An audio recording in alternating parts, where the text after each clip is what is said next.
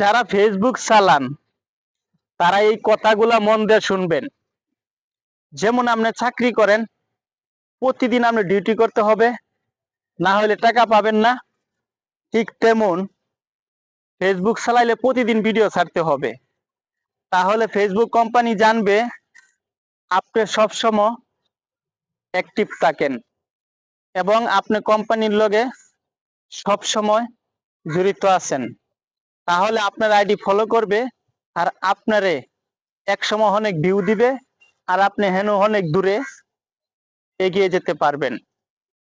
এই হচ্ছে আপনার ফেসবুকের ভালোবাসা, আর কিছু না।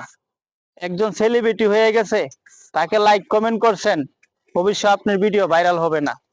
কারণ আপনি ফেসবুক কে অ্যাক্টিভ থাকতে হবে ক্ষুধা 30 দিন। ধন্যবাদ।